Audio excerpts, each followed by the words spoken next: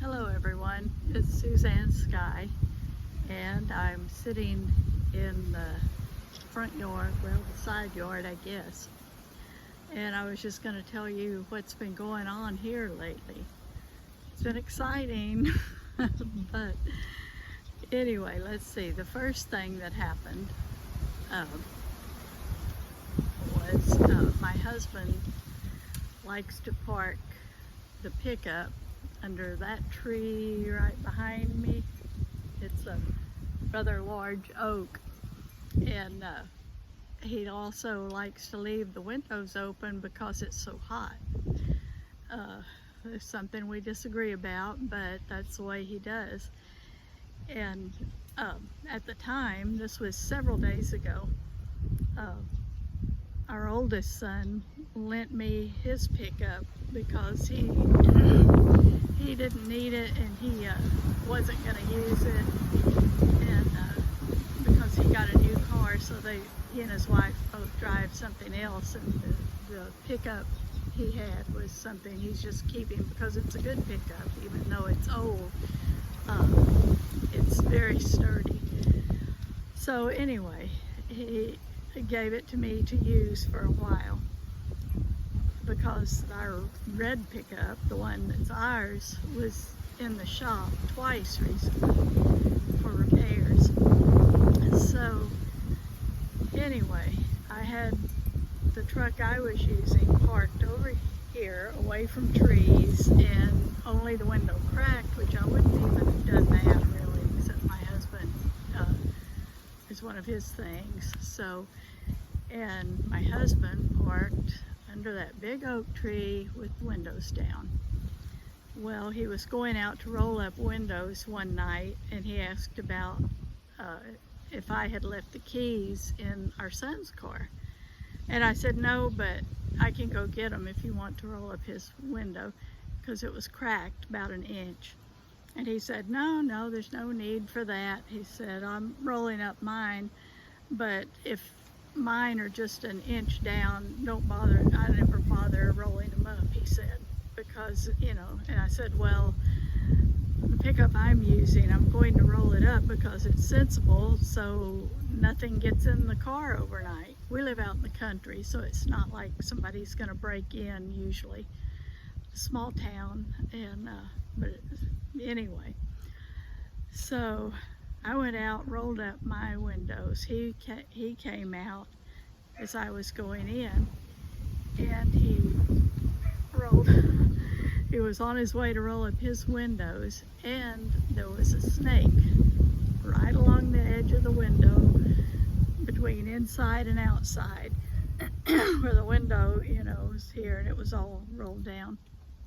So anyway, I didn't hear about this till he came back in, but he said, well, you were right, I like to falling over. You know, he admitted I was right about something. So make sure he's not coming out here to hear me. But anyway, so he said, well, I tried to get him scared off of the window ledge, and he jumped inside, or slithered inside, and got in the pocket, the plastic pocket that's attached to the door. And then I tried to get him, you know, out, but he jumped out of that, slithered out of that, and went under the dashboard and into something, you know, I don't know, up in the works of the air conditioner or something. So anyway, couldn't get him out. He said it wasn't a poisonous one, and you know, of course, I'm sure he could have told if it was had rattles, it'd be a rattlesnake. But so anyway, that was the first thing that happened. Then I can't remember if it was that night or the next. One of the dogs, our dogs are in and out. They're bigger dogs, you know, so it's usually up to them if they stay in or stay out. We keep the smallest girl dog though in the house all the time at night, because you know, she's willing to come in, and it's just better for her to be in. But sometimes the bigger dogs come in and sometimes they don't. They like staying out and watching what goes on at night, I guess. So Travis, who's our youngest dog, but he's the biggest dog, he started barking about 5 o'clock in the morning, like right under our bedroom window. Just bark, bark, bark. Wouldn't quit. We yelled at him and he's still barking, and went out to look, and he was barking just under the corner of the house, under our bedroom. Well, we couldn't see anything, but anyway, he kept on. He wouldn't come in, and then after it got daylight, we went out, and he was still barking and charging under the house. And so we got the leash, put it on him, and made him come in the house. Kept him for an hour, and we thought, well, whatever's under the house is left now, so let him back under. And it was bark, bark, barking. Oh, and before this, the first time we went out, the other two older dogs, bigger, that are outside, they went to see what he was barking at, and they looked under the house, and they just turned around and walked off quickly. So anyway, we let Travis out of the house again and right back to the same spot barking, and just would not quit. And anyway, so we got him again with the leash after a while and made him come in. And then I leaned over to look under the house, but I kept a distance. And I saw 3 bushy tails sticking up like this. And I thought, oh no, skunks. And I was surprised it was 3 of them, and they all looked about the same size, tail-wise anyway. And so I got away, and we waited a while, let him back out. Oh, the skunks had already sprayed under the house, so we could smell it while we were still in bed. And then he went back out, barking, barking, barking again. He just wouldn't leave him alone. And finally he got sprayed. And so then he ran off, and he was rolling on the ground, and he was spitting up green stuff and rubbing all over the grass. And so we just, we had to keep him away for a while, and he stayed away then. We assumed whatever it was gone. Well, we knew it was skunks by this time. So anyway, he left him alone, but he was sure suspicious, and he kept checking on him, but he didn't, he might give one bark, but then he would back off and go away. So I posted it on my Facebook page, and we got, it was hilarious. People's comments and suggestions and kidding me, and some were serious, some were just funny. And somebody suggested mothballs. Get mothballs, throw them under there, and maybe that should make them go away, leave. So my daughter-in-law went to get mothballs at the store, and she got ammonia too. Somebody suggested that. But then I Googled after she got home. Well, I Googled it before she got home, and it said mothballs were poisonous to dogs. So I thought, well, we can't use that. And as she was coming back, and this was at it was dusk, I guess, when she got back, and she said she saw 6 skunks walking from our house corner to across the street. As you can see, it's brush across the street. And so they were gone, hopefully not to come back after they'd been barked at so long. And while all this was going on, when we were still dealing with Travis barking at them, there was a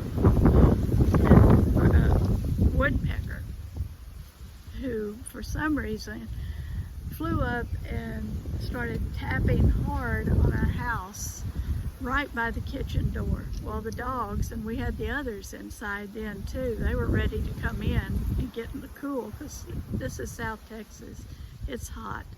today it's 106, but before it was all the way up to 112. But so the dogs, all 4 of them were in the house, and that bird starts knocking on the door like woodpeckers do, and they were going wild. They were just having fits in there, barking and charging the door. Well, what else, man? What else could go on? So the next day, then, after this was all over, my daughter-in-law, who lives farther down the road from us, she was coming home and saw a big rattlesnake crossing the road from our house to the brush. And she tried running over it. I know some people disagree with that. We have people in town here who are crazy about snakes and who relocate them instead of killing them. But we weren't expecting this, and she just started trying to run over it. Well, then she didn't know if she hit it or not. She backed up, ran again, sort of aiming at it. It went off the side of the road, so she's driving in the weeds over there, just hoping she hits it. But so I don't know if she did or not. But anyway, I swear we were just wondering what's going to happen next. And the snake that's in the car, or in our pickup over there, I don't know if it's still in there, it's out. I drove it to town once since this happened. And then I made a quick little drive to our local post office here once, but that was it. And I'm leery of driving it because I never know when the thing's gonna show up. And I just hope it found its way out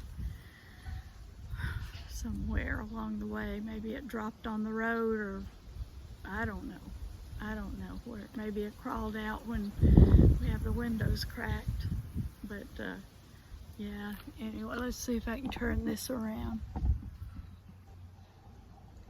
Okay, I think that's, oh, I should have just, let's see here. Well, I can't flip it now. Okay, anyway, it's a red pickup.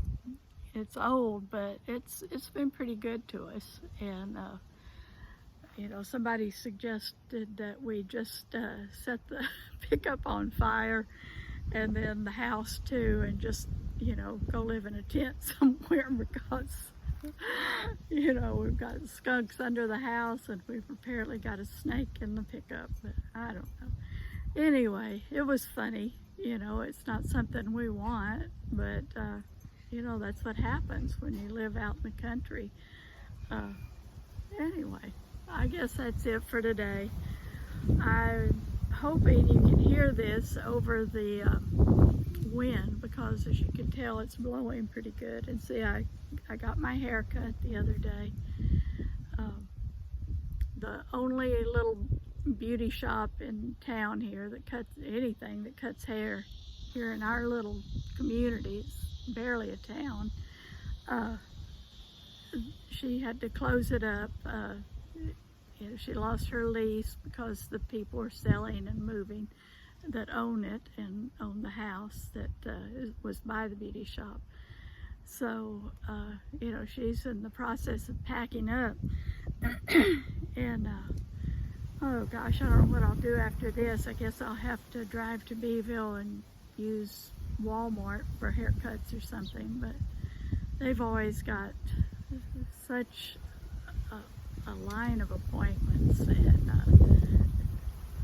just people that drop in and wait, and it's a hassle.